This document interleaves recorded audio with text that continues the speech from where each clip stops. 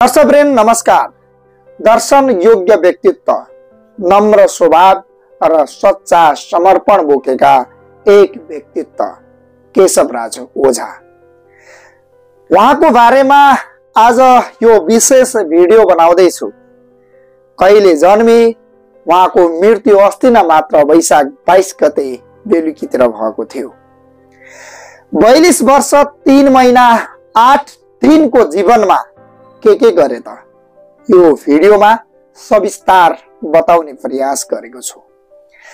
विक्रम सम्वत 2039 माघ 14 गते दार्चुला जिल्लाको लेकम गाउँपालिका वडा नम्बर 4 खरकुचा भन्ने सानो गाउँमा जन्मिनु भएका ओझा बुबा धर्मानन्द र आमा जानकी देवीका कन्छा सुपुत्र थिए। सरल, सभ्य, मिलनसार र कर्तव्यनिष्ठ स्वभावका ओझा प्रारम्भदेखि नै जिम्मेवार र अनुशासित थिए। विद्यालय जीवन श्री गल्ला केदार मावि खरकराबाट सुरु भई कक्षा 5 सम्म अध्ययन गरे उक्त विद्यालयमा। त्यसपछि एसएलसी श्री हुनेनाथ मावि रातामाटाबाट र उच्च माध्यमिक तह +2 श्री कृष्ण मावि लालीबाट पूरा गरेका थिए।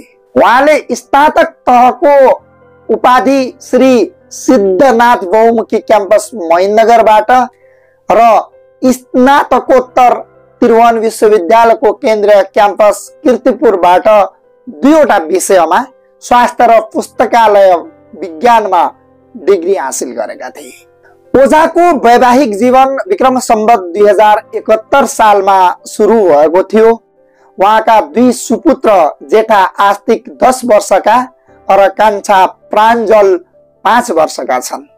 आमा श्रीमती 2 छोरा दाई भाउजूसँग मिलेर उहाँको जीवन समर्पण र सेवामा बितिरहेको थियो।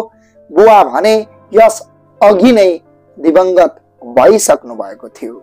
सेवा क्षेत्रमा उनको औपचारिक प्रवेश 2068 वैशाख 22 गते डोटीको श्री सीताराम क्याम्पसमा शिक्षण सहायक पदबाट सुरु भएको थियो भने त्यहाँ उनले 2070 श्रावण 4 देखि 2071 श्रावण 32 गतेसम्म क्याम्पस प्रमुखको जिम्मेवारी पनि सफलतापूर्वक सम्हाल्नु भएको थियो। उहाँले नेपाल सरकारको स्थायी सेवा सुरु गरेको 2071 सालमा शिक्षक सेवा आयोगबाट माध्यमिक तह अन्तर्गत स्वास्थ्य विषयको स्थायी शिक्षक पदमा नियुक्ति पाउनु भएको थियो भने 2071 श्रावण 23 गतेदेखि 2076 माघ 26 गतेसम्म झण्डै 5 वर्ष 6 महिना 3 दिन गोकुलेश्वर माध्यमिक विद्यालय गोकुलेश्वरमा मावि तृतीय श्रेणीको शिक्षकको रूपमा शिक्षण गर्नुभएको थियो र त्यसै दौरानमा गोकुलेश्वर बहुमुखी क्याम्पसमा समेत प्राध्यापन गर्नुभएको थियो।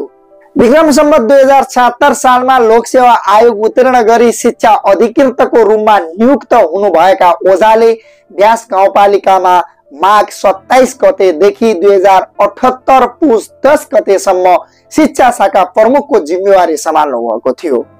पछि 2078 पुस 11 देखि 2082 वैशाख 22 गतेसम्म उहाँले लेकम गाउँपालिकाको शिक्षा शाखा प्रमुखको रूपमा जिम्मेवारी सम्हाल्नु भयो।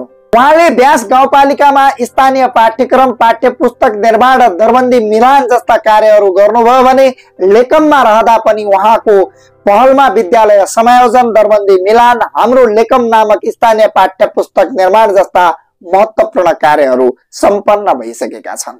विक्रम सम्वत 2082 साल वैशाख 22 गते ओझाको लागि अध्यारो दिनको रूपमा स्थापित भयो।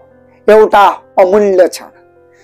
रिठा चौपतामा एक शैक्षिक कार्यक्रम सकेर घर फर्किँदै गर्दा लेकम गाउँपालिका 4 पैस खोला नजिकको टकना खरकडा सडक खण्डमा माथिबाट ढुङ्गा खस्दा बाइक दुर्घटनामा परेर उहाँ गम्भीर घाइते हुनुभयो। घटनास्थलमै बेहोस अवस्थामा भेटिएका ओझालाई रिठा चौपता स्वास्थ्य चौकीमा प्रारम्भिक उपचार गर्न खोजिए पनि सम्भव भएन। गोकुलेश्वर अस्पताल लैजाने क्रममा बेलुकी उहाँलाई अस्पतालले मृत घोषणा गरिदियो।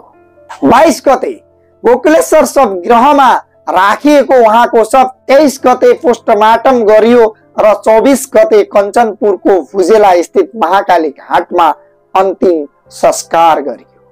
स्वर्गीय ओझाको नाम छोटो लाग्न सक्छ, उहाँको जीवन पनि छोटो लाग्न सक्छ, तर योगदानको दायरा विशाल रहेको छ। उहाँको सोच, योजना र कर्मशीलता दार्चुलाको शिक्षामा एक आधारशिला बनिरहनेछ। यस्ता समर्पित राष्ट्र सेवक प्रति हामी सधैँ ऋणी रहनेछौँ। स्वर्गीय केशवराज ओझाको जीवन गाथा सम्बन्धी भिडियो बनाउनका लागि जन्मदेखि मृत्युसम्मको डाटा लेकम गाउँपालिकाका अधिकृत शेखर चन्द्र ओझाले उपलब्ध गराएका हुन्। दर्शकवृन्द, यो भिडियो तपाईहरूले गतिशील न्युजको फेसबुक पेज र युट्युब च्यानल मार्फत प्रत्यक्ष हेरिरहनु भएको छ। म हरिप्रसाद जोशी। भिडियो अन्तिमसम्म हेर्नु भएकोमा धेरै धेरै धन्यवाद। यो प्रेरणादायी भिडियो सबै नेपाली माझ पुगाइदिनु होला। हवस्, नमस्कार।